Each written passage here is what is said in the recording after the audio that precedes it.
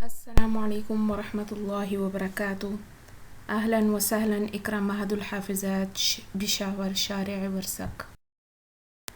عزیز طالبات، یہ آپ کی جماعت دہم یعنی خاصہ دوم کا ٹائم ٹیبل ہے. اس میں حصص کی ترتیب کا لحاظ نہیں، یعنی ضروری نہیں کہ آپ کے حصص انہی ترتیب سے ہو جو اس میں دی گئی ہے، بلکہ یہ ایک خاکہ اور نمونہ کے طور پر بنایا گیا ہے. اصل مقصود حصص کی تعداد ہے، یعنی کہ ہفتے میں ایک مضمون کے کتنے حصص ہوا کریں گے. ہم جو مضمون پڑھیں گے وہ ہے مختصر القدوری اور اس کے ہفتہ وار 6 حصص ہوا کریں گے. یہ آپ کے خاصہ دوم کے تمام مضامین کا نصاب ہے. ہمارا مضمون مختصر القدوری ہے. اس کا نصاب کچھ یوں ہے کہ ابتدا سے کتاب الطہارات سے اختتام حج تک، یعنی کتاب الحج کے آخر تک، اور پھر دوسری طرف سے کتاب النکاح سے ہم ابتدا لیں گے اور کتاب النفقات تک انشاءاللہ پڑھیں گے. آپ طالبات کے لیے ضروری ہدایات و پیغامات ہیں. نماز اور منزل کی پابندی کریے. تمام امت مسلمہ کے لیے ان حالات میں دعا گو رہیے. صبح و شام کے اذکار کی پابندی کیجیے. روزانہ مطالعہ اور تکرار کی پابندی کریں. قدوری کی عبارت کا ترجمہ طالبات لازمی کریں گی. آن لائن کلاسز سے منسلک رہے. طالبات کے لیے قدوری کے ہر سبق کا یاد کرنا ضروری ہے. مسائل کی وضاحت اور دلائل قدوری کی کاپی میں نوٹ کرنا ضروری ہے.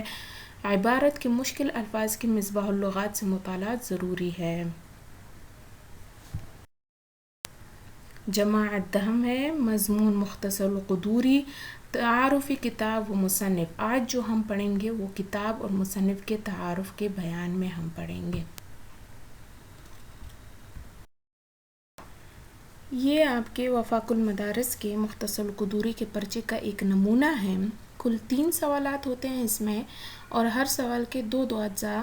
سوالات تو آپ نے تمام حل کرنے ہیں، البتہ اجزاء میں کوئی بھی ایک آپ اپنی پسند سے حل کر سکتے ہیں. 2 سوالات کے 33 نمبر ہوتے ہیں، جبکہ کسی بھی ایک سوال کے 34 نمبر ہوتے ہیں. کل 100 نمبر کا پرچہ ہوتا ہے. آپ طالبات قدوری کے پرچے کے حوالے سے یہ بات ذہن میں رکھیں کہ اس میں عبارت دی جاتی ہے اور تقریباً ہر عبارت کے متعلق یہ سوال ضرور ہوتا ہے کہ عبارت پر حرکات لگا کر ترجمہ کریں. لہٰذا آپ کے لیے ضروری ہے کہ آپ مطالعے میں عبارت کو اچھی طرح حل کریں. یہ آپ کی قدوری کی کتاب ہے. اس کے مصنف کا نام یہاں کتاب پر مذکور ہے، الامام ابو الحسین احمد بن محمد بن احمد البغدادی. یہ مذکور ہے نام یہاں پہ. اس کتاب میں ہم فقہی مسائل اور اس کے دلائل اور فقہا کے مذاہب پڑھیں گے. اس کتاب کی اہمیت کا اندازہ اس بات سے لگایا جا سکتا ہے کہ یہ 1000 سال قدیم ترین نسخہ ہے، جس میں کئی کتابوں سے 12,000 ضروری مسائل کا انتخاب ہوا ہے اور تصنیف کے زمانے سے لے کر آج تک پڑھایا جا رہا ہے. علامہ بدر الدین جو شرح ہدایہ لکھنے والے ہیں، ہدایہ شریف کے شرح لکھنے والے، ہدایہ بھی جو ہے فقہ کی ایک بہت بڑی کتاب ہے، وہ فرماتے ہیں کہ امام قدوری اپنے مختصر کی تصنیف سے فارغ ہو کر اس کو سفر حج میں ساتھ لے گئے اور طواف سے فارغ ہو کر حق تعالیٰ سے دعا کی کہ یا اللہ، اگر مجھ سے کہیں اس میں غلطی یا بھول چوک ہو گئی ہو تو مجھے اس پر مطلع فرما. اس کے بعد آپ رحمہم اللہ نے کتاب کو اول سے لے کر آخر تک ایک ایک ورق کھول کر دیکھا تو 5 یا 6 جگہ سے مضمون محو تھا، یعنی مٹا ہوا تھا. یہ امام قدوری کی ایک کرامت ہے. یہ کتاب مکتبہ بشریٰ کی طباعت اور ان کا ایک نسخہ ہے.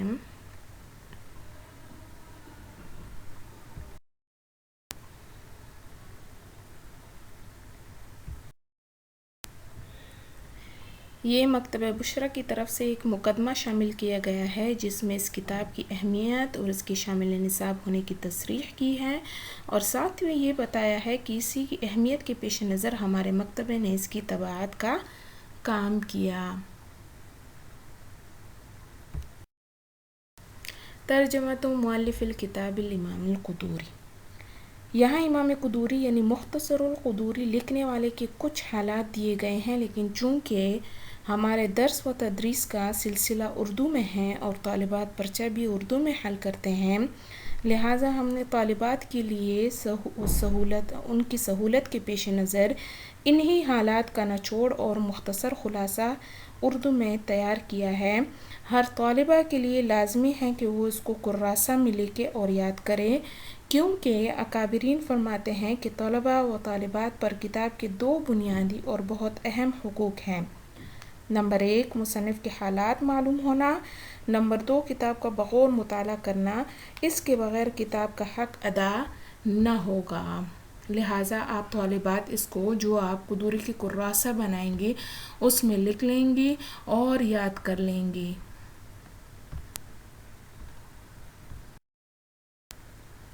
امام قدوری رحمہ اللہ کے حالات۔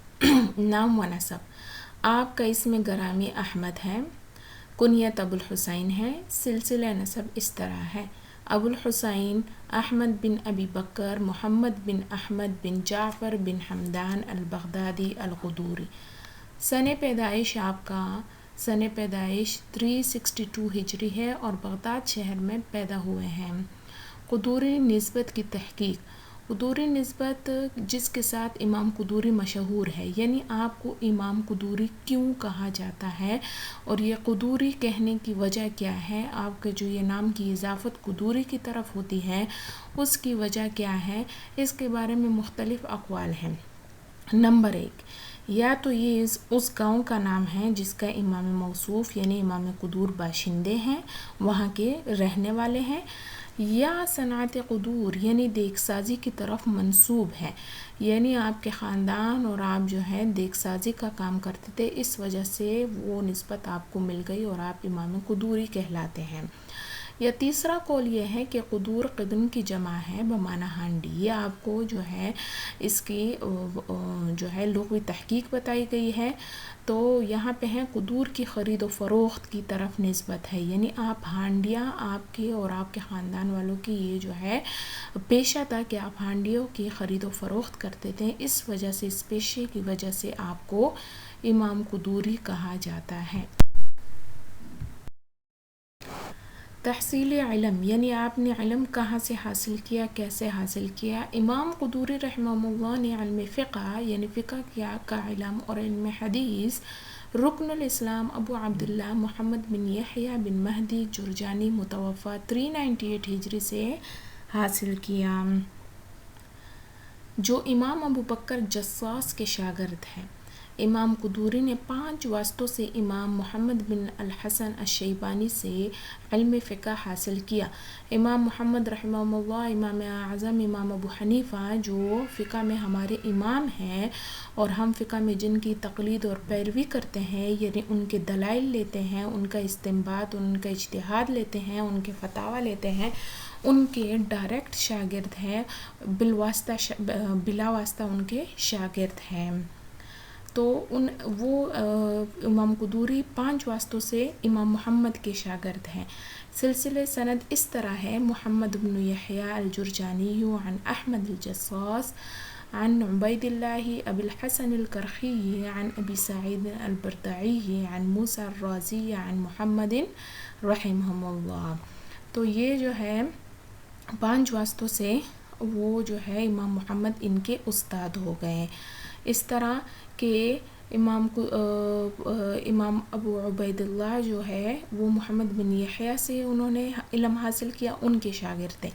محمد بن یحییٰ جو ہے وہ احمد بن الجصاص کے شاگرد تھے اور وہ عبید اللہ ابو الحسن الکرخی کے شاگرد تھے، اور وہ جو ہے سعید البردعی کے شاگرد تھے، اور سعید البردعی وہ موسیٰ الرازی کے شاگرد تھے، اور موسیٰ الرازی محمد رحمہ اللہ کے شاگرد تھے۔ ان کی تعریف میں ابن خلکان اپنی تاریخ وفیات الاعیان میں لکھتے ہیں آپ رحمہ اللہ کا ذکر کرتے ہوئے، ابو الحسین احمد بن محمد بن احمد بن جعفر الفقی الحنفی المعروف بالقدوری، یعنی جو قدوری نسبت سے مشہور ہے، انتہت الیہ ریاست الحنفیت بالعراق، یعنی عراق میں مذہب احناف حد کمال تک پہنچا ان کے دور میں۔ کان حسن العبارت فی النظری، یعنی آپ کو حسن تحریر و تقریر کی دولت بھی عطا ہوئی۔ وروى عنہ الخطیب صاحب التاریخ، اور خطیب بغدادی جو صاحب التاریخ ہے، تاریخ کے لکھنے والے، انہوں نے ان سے روایت حدیث کی ہے۔ فقہی مقام، ابن کمال پاشا نے آپ رحمہ اللہ کو اور صاحب ہدایہ کو طبقہ خامسہ یعنی اصحاب ترجیح میں شمار کیا۔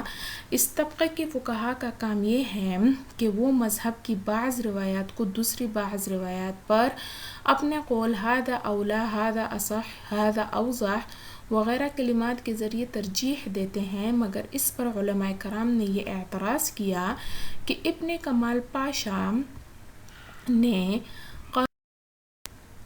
کو تیسرے طبقے میں شمار کیا ہے، جبکہ امام قدوری رحمہ اللہ اور صاحب ہدایہ کا درجہ فقاہت میں قاضی خان سے بڑھ کر ہے، اور بالفرض اگر ان کا درجہ فقاہت میں قاضی خان سے بڑھ کر نہ ہو تو کم از کم قاضی خان کے برابر ضرور ہے، بس امام قدوری کو بھی تیسرے طبقے میں شمار کرنا چاہیے۔ یہ جو طبقہ ہے، جو یہاں بار بار طبقے کا لفظ جو یہاں بار بار طبقے کا ذکر ہو رہا ہے، تو طبقہ اس سے مراد جو ہے یہ درجات کے لحاظ سے تمام فقہاء کے جو ہے ان کو درجات کے لحاظ سے ان کی تقسیم ہوئی ہے۔ شمس الدین احمد جو ابن کمال پاشا کے نام سے مشہور ہے، انہوں نے فقہاء کے درجے علمی کے مطابق اور ان کے اجتہاد اور استنباط کے طریقے اور ان کی فقہی فہم کو مد نظر رکھتے ہوئے مختلف درجات اور طبقات میں ان کی تقسیم کی ہے، اور انہوں نے فقہاء کے کل 7 طبقے بتائے ہیں۔ تو ان طبقوں میں اب جو ہے ان کی جو ہے کون سا طبقہ ہے اور ان کا جو ہے درجہ کیا ہے وہ بتایا جا رہا ہے۔ تو طبقے سے مراد طالبات اپنے ذہن میں رکھے کہ وہ طبقات ہے، وہ 7 طبقات جو فقہاء کی طبقات ہیں ان کے درجوں کے لحاظ سے۔ آپ رحمہ اللہ شیخ ابو حامد اسفرائینی شافعی کے ہم عصر ہیں، یہ بہت بڑے عالم گزرے ہیں، ان کے ساتھ ہمیشہ آپ رحمہ اللہ کا مناظرہ ہوا کرتا تھا۔ رحلت و وفات، امام قدوری نے شہر بغداد میں 66 سال کی عمر میں اتوار کے دن 5 رجب 428 میں داعی اجل کو لبیک کہا، اور اسی دن آپ اپنے گھر جو درب ابی خلف میں واقع تھا مدفون ہوئے۔ پھر آپ کی نعش کو شارع منصور کی قبرستان کی طرف منتقل کر لیا گیا، وہاں آپ رحمہ اللہ کو ابی بکر الخوارزمی الحنفی کے پہلو میں دفن کیا گیا۔ تصانیف، یعنی امام قدوری رحمہ اللہ کی لکھی ہوئی کتابیں، آپ نے کئی کتابیں لکھی ہیں جن میں مشہور یہ چند ہیں۔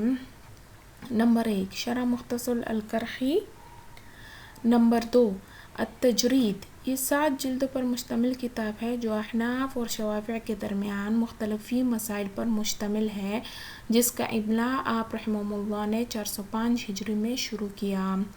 نمبر 3 التقریب، اس میں آپ رحمہ اللہ نے احناف اور شوافع کے درمیان مختلف مسائل کو بلا دلائل ذکر کیے ہیں۔ پھر آپ رحمہ اللہ نے ایک اور کتاب التقریب لکھی جس میں مسائل با دلائل یعنی دلائل کے ساتھ ذکر کیے ہیں۔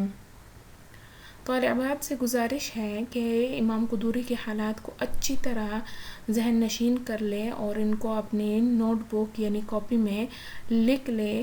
انشاءاللہ یہ آپ کے وفاق المدارس کے پرچے میں بھی کام آئے گا، اور آپ کو کتاب کے مصنف کے حالات یاد ہونے چاہیے، کیونکہ یہ کتاب کا ایک بہت بڑا حق ہے۔ انشاءاللہ فقہ اور اس سے متعلق تمام تعارف اور تمام تحقیق اگلے سبق میں پڑھیں گے۔ والسلام، جزاکم اللہ خیرا کثیرا۔